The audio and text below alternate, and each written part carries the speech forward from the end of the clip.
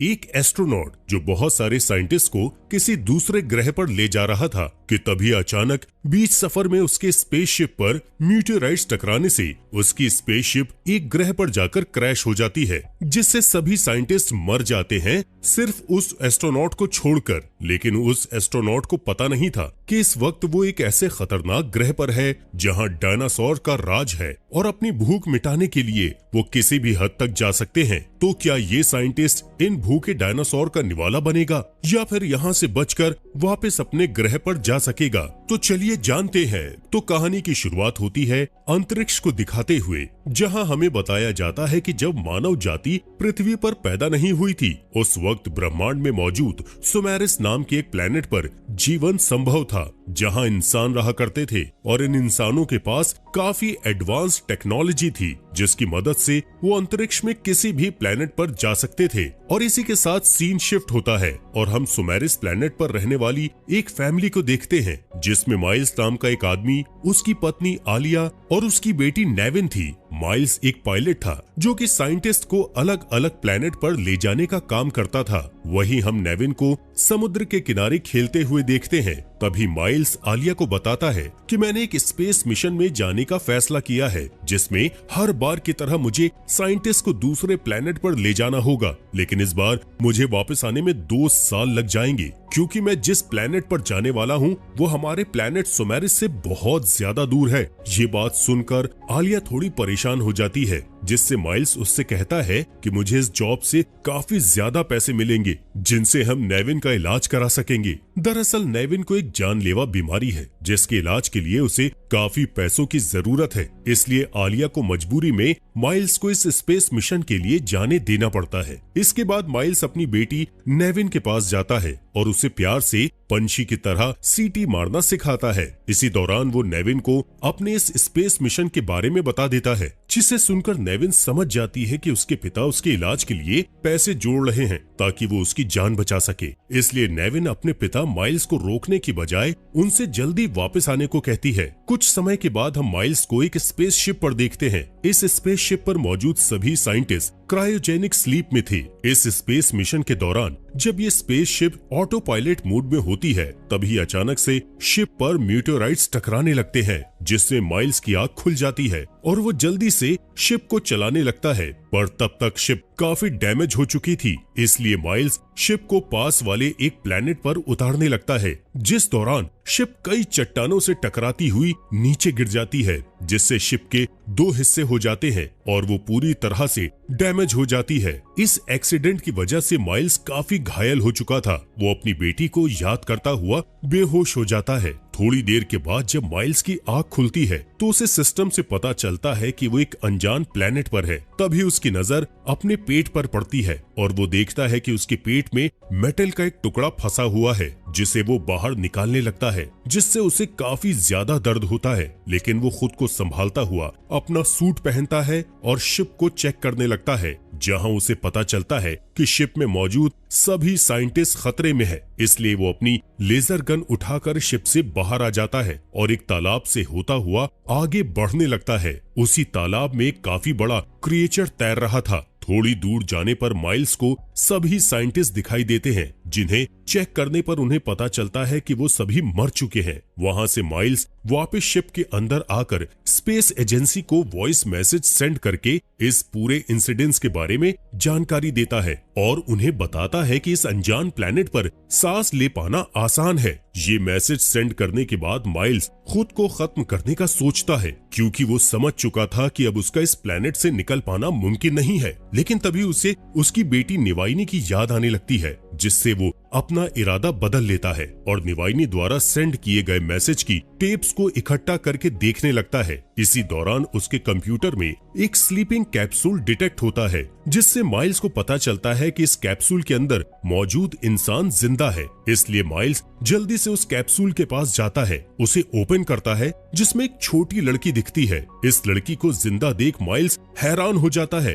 और उसे तुरंत शिप पर ले जाने लगता है, जिस दौरान माइल्स को जमीन पर एक बहुत बड़े पंजे का निशान दिखाई पड़ता है। दोस्तों, असल में ये प्लेनेट कोई और नहीं बल्कि 6.5 करोड़ साल पुरानी पृथ्वी ही है और ये वो समय है जब पृथ्वी पर डायनासोर का राज हुआ करता था, यानी कि जो बड़ा सा पंजा माइल्स ने अभी देखा था वो एक डायनासोर का था। इसके साथ ही सीन शिफ्ट होता है और जहां अगली सुबह माइल्स शिप के दूसरे हिस्से को खोजने का सोचता है, क्योंकि उस हिस्से में स्पेस शटल रखी हुई थी जिसकी मदद से वो अपने प्लेनेट पर वापस जा सकते थे। यहाँ माइल्स कंप्यूटर की मदद से उस शटल का पता लगाने लगता है, लेकिन सिस्टम डैमेज था जिसकी वजह से उसका पता नहीं लग पाता। इसलिए माइल्स खुद ही उसका पता लगाने के लिए निकल जाता है, जहाँ उसे जंगल में बड़ी बड़ी हड्डियां दिखाई देती हैं, जिन्हें देख माइल्स समझ जाता है कि यहाँ मौजूद जानवर बहुत खतरनाक है। इसी बीच वो गलती से एक गर्म गीजर से टकरा जाता है। उसने इस तरह की चीजें पहले कभी नहीं देखी थी, इसलिए वो बहुत हैरान होता है। जब वो आगे बढ़ता है तो उसे एक पहाड़ पर कुछ चमकता हुआ दिखाई देता है, जिससे उसे लगता है कि शिप का दूसरा हिस्सा पहाड़ पर है। इसलिए वो चेक करने के लिए अपने सुपर जीपीएस का यूज करता है, जिससे पता चलता है कि शिप का दूसरा हिस्सा उससे 15 किलोमीटर दूर है। तभी अचानक से एक छोटा डायनासोर उस पर हमला कर देता है। तब माइल्स अपना बचाव करते हुए उस डायनासोर को गन से शूट करके मार डालता है और वापस शिप पर जाने लगता है। जिस दौरान उसे जंगल से कुछ आवाजें आती हैं, इसलिए वो चेक करने के लिए उस आवाज का पीछा करता है। तब उसे वही छोटी लड़की दिखाई देती है जो कल रात उसे कैप्सूल में मिली थी। दरअसल वो लड़की डर की वजह से शिप से भाग गई थी। वो लड़की जब माइल्स को अपनी ओर आते देखती है तो उससे डर कर भाग जाती है, जिससे माइल्स उसका पीछा करता है और वो दोनों एक किनारे से नीचे गिर जाते हैं। यहाँ उन्हें एक मरा हुआ डायनासोर दिखाई देता है। तभी अचानक वहाँ के पेड़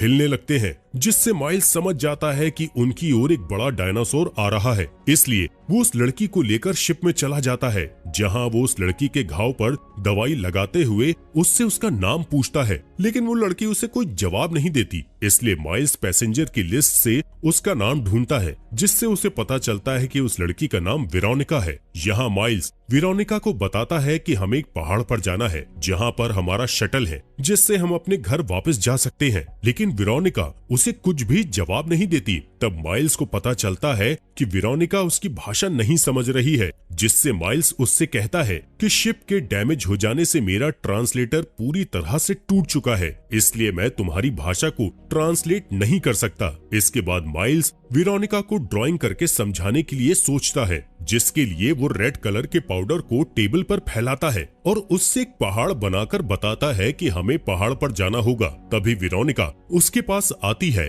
और टेबल पर अपने पेरेंट्स को ड्रॉ करती है। ये देख माइल्स बहुत दुखी हो जाता है, क्योंकि वेरोनिका के पेरेंट्स मर चुके थे। इसलिए वो वेरोनिका को इस बारे में नहीं बताता, बल्कि उसे शांत रखने के लिए झूठ बोलता है कि उसके पेरेंट पहाड़ पर उसका इंतजार कर रहे हैं। इसलिए वेरोनिका उसके साथ पहाड़ पर चलने के लिए मान जाती है। पहाड़ पर जाने से पहले माइल्स स्पेस एजेंसी को मैसेज भेजकर वेरोनिका के बारे में बताता है। दूसरी ओर वेरोनिका निवाइनी की रिकॉर्डिंग्स देख रही होती है। इन रिकॉर्डिंग से पता चलता है कि जब माइल्स इस मिशन पर था तब निवाइनी की तबीयत खराब हो गई थी, जिस वजह से उसे हॉस्पिटल में एडमिट करना पड़ा। पर निवाइनी ने माइल्स को मैसेज भेजना नहीं छोड़ा, लेकिन जैसे जैसे समय बीतता गया वो माइल्स से नाराज होने लगी, क्योंकि जिस समय उसे माइल्स की सबसे ज्यादा जरूरत थी उस समय वो उसके पास नहीं था। इसी दौरान माइल्स वेरोनिका को टेप्स देखते हुए पकड़ लेता है और तुरंत टेप्स को बंद कर देता है। इसके बाद वो दोनों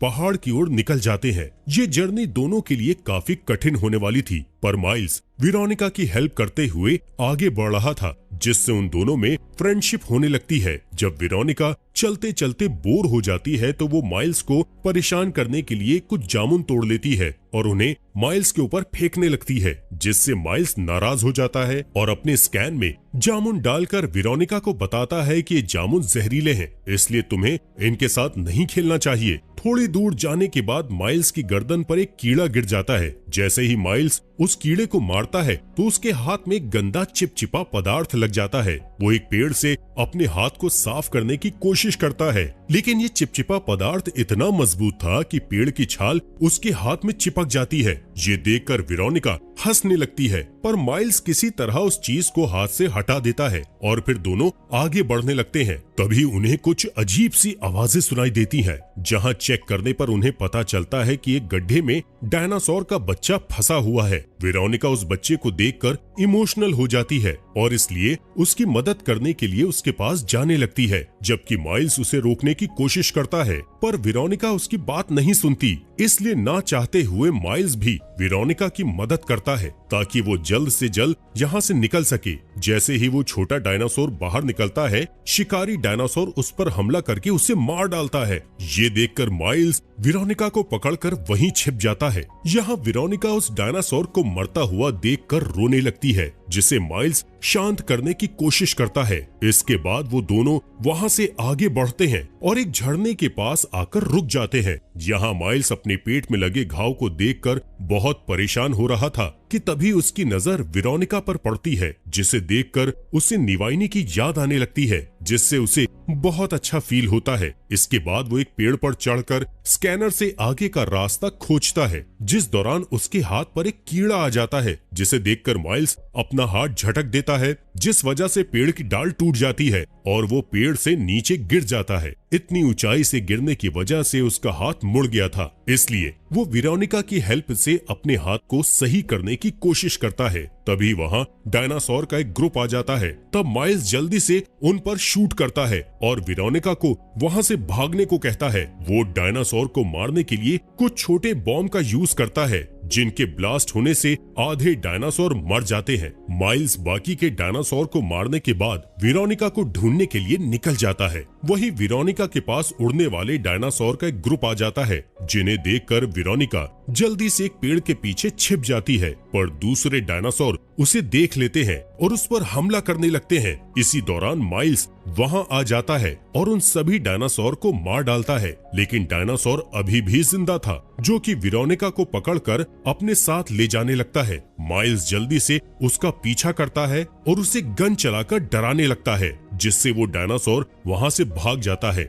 इस हमले से वेरोनिका बुरी तरह से डर चुकी थी, इसलिए माइल्स थोड़ी देर के लिए यहीं पर रुकने का फैसला करता है। इसी तरह शाम हो जाती है। तब माइल्स सीटी बजाकर वेरोनिका को शांत करने की कोशिश करता है। ये वही सीटी थी जिसे वो निवाइनी के लिए बजाता था। इसके बाद वो दोनों वहाँ से निकल जाते हैं और रात बिताने के लिए एक गुफा में रुकने का फैसला करते हैं, जहाँ माइल्स कुछ सेंसर्स को सेट कर देता है ताकि उसे होने वाले खतरे का पहले से ही पता चल सके। इसके अलावा वो स्कैनर से आकाश में देखता है, जिससे उसे पता चलता है कि इस प्लेनेट पर मीटियोराइट्स गिरने वाला है। हालांकि ये मीटियोराइट्स बहुत छोटा था, इसलिए वो इस बारे में ज्यादा नहीं सोचता। इसी दौरान वो वेरोनिका के पास अपनी बेटी निवाइनी का एक टेप देखता है, जिसे वेरोनिका शिप से उठाकर ले आई थी। इस बात पर माइल्स को वेरोनिका पर गुस्सा आता है, लेकिन वेरोनिका को दुखी देखकर वो उसे कुछ नहीं कहता, बल्कि उस टेप को चला देता है। इस टेप को देखकर वेरोनिका सो जाती है, जबकि माइल्स अपनी बेटी को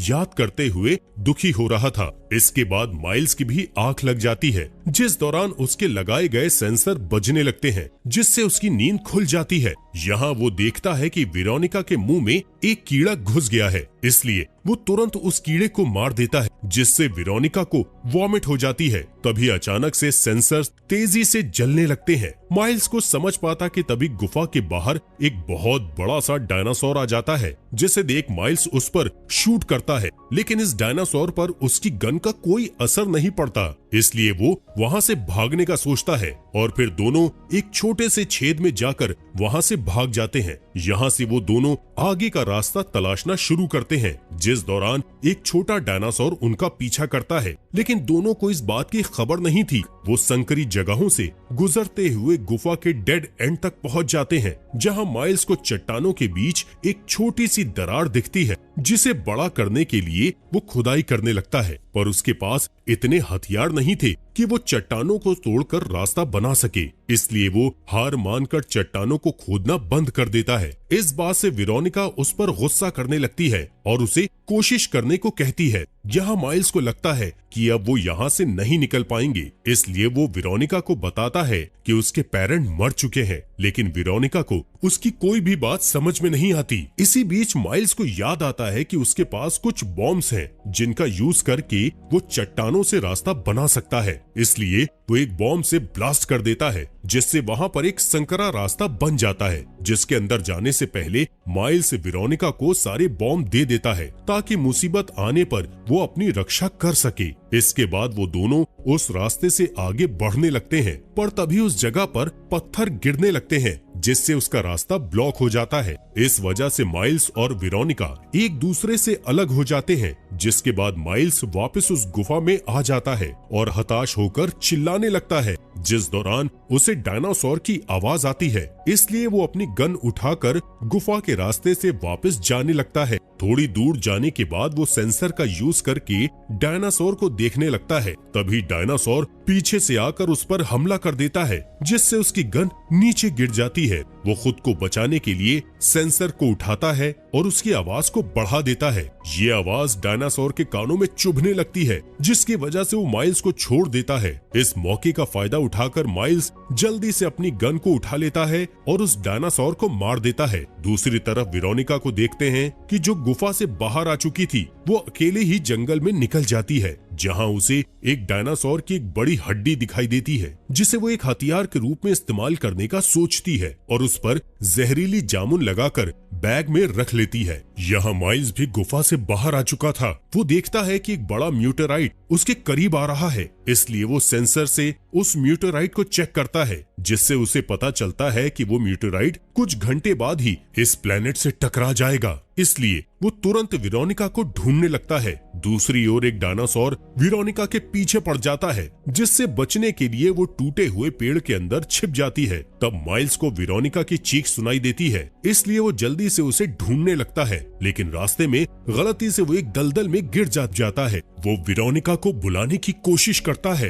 पर वेरोनिका उसके पास आ पाती इससे पहले वो दलदल में डूब जाता है। लेकिन वेरोनिका ने माइल्स की आवाज सुन ली थी, इसलिए वो हिम्मत करके डायनासोर को बॉम्ब से ब्लास्ट कर देती है, जिसके बाद वो माइल्स को ढूंढती है और एक पेड़ की मदद से उसे दलदल से बाहर निकाल लेती है। यहाँ माइल्स वेरोनिका को म्यूटेराइट के गिरने के बारे में बताते हुए कहता है कि हमें जल्द से जल्द पहाड़ पर पहुंचना होगा। इसके साथ ही सीन शिफ्ट होता है और हम उसे पहाड़ के पास देखते हैं, जहाँ उनकी शिप का दूसरा हिस्सा गिरा हुआ था। यहाँ माइल्स वेरोनिका के चारों ओर कुछ रस्सियां बांधता है और उसे ऊपर चढ़ा देता है। ऊपर पहुंचने के बाद वेरोनिका उस रस्सी को पेड़ों और चट्टानों से बांधती है, ताकि रस्सी माइल्स के वजन को झेल सके। माइल्स रस्सी की मदद से ऊपर आ जाता है और शिप के दूसरे हिस्से को ढूंढ लेता है। वो जैसे ही शिप के कंप्यूटर को चालू करता है, तो उसे पता चलता है कि उनके लिए रेस्क्यू टीम आ रही है। दूसरी ओर वेरोनिका क्रायो टैंक को ढूंढ लेती है,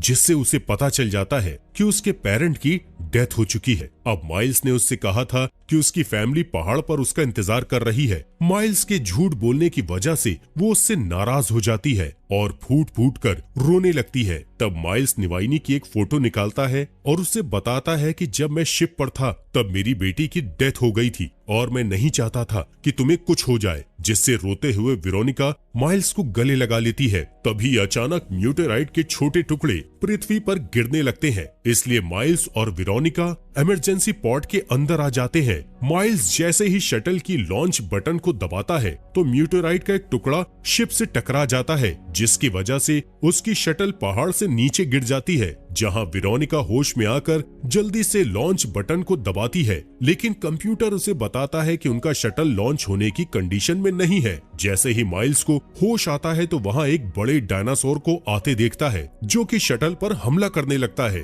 तभी माइल्स देखता है कि उसकी गन जमीन पर पड़ी हुई है, इसलिए वो गन उठाने के लिए पॉड से बाहर आ जाता है, जिस दौरान वहां एक डायनासोर आ जाता है, जिसे देख माइल्स शिप के एक टुकड़े के पीछे छुप जाता है और अपनी गन को ठीक करने लगता है, पर डायनासोर उसे घेर लेते हैं। इसलिए वेरोनिका डायनासोर को भटकाने के लिए निवाइनी की टेप चालू कर देती है, जिससे डायनासोर को निवाइनी का होलोग्राम दिखने लगता है। माइल्स भी उस होलोग्राम को देखता है और रोने लगता है, क्योंकि उसे लग रहा था कि वो आखिरी बार अपनी बेटी को देख रहा है। तभी एक डायनासोर उस होलोग्राम पर हमला कर देता है, जिससे डायनासोर माइल के निशाने पर आ जाता है और तभी माइल्स मौका देखकर डायनासोर पर शूट करके उसे मार देता है, जबकि दूसरा डायनासोर वेरोनिका को शिप में देख लेता है और उस पर हमला करने लगता है, जिससे शिप सीधी हो जाती है और लॉन्च होने की कंडीशन में आ जाती है। तभी माइल्स उस दूसरे डायनासोर पर लगातार शूट करके उसे भी जान से मार देता है। इसके बाद माइल्स शटल की ओर बढ़ता है, जिस दौरान वही डायनासोर आ जाता है जिसे माइल्स ने गुफा में शूट किया था। डायनासोर माइल्स की ओर आ रहा था, इसलिए माइल्स उसे डिस्ट्रैक्ट करने के लिए जंगल की ओर भाग जाता है, जिसमें डायनासोर गीजर के पास आ जाता है। इस गीजर से गर्म पानी निकल रहा था, जिससे डायनासोर का चेहरा जल जाता है, लेकिन डायनासोर को इससे कुछ ज्यादा नुकसान नहीं पहुंचता। तभी वेरोनिका वहां पर आती है और अपने पास रखी उस हड्डी से डायनासोर की आंख में वार कर देती है, जिससे डायनासोर बुरी तरह से घायल हो जाता है और तड़पते ही दूसरे गीजर के ऊपर चला जाता है। ठीक उसी समय वो गीजर ब्लास्ट हो जाता है, जिससे डायनासोर जलकर मारा जाता है। इसके बाद माइल्स और वेरोनिका शटल में लौट आते हैं और म्यूटेराइड के पृथ्वी से टकराने से ठीक पहले आसमान में उड़ जाते हैं। यहाँ म्यूटेराइड के गिरने से पृथ्वी पर मौजूद सभी डायनासोर मारे जाते हैं। यहाँ शटल में माइल्स अपनी आंखें बंद करके निवाइनी को याद करने लगता है। तभी वेरोनिका उसे संभालते हुए उसका हाथ पकड़ लेती है, यानी कि अब से वेरोनिका माइल्स के साथ ही रहेगी। और इसी के साथ मूवी का यहीं पर एंड हो जाता है।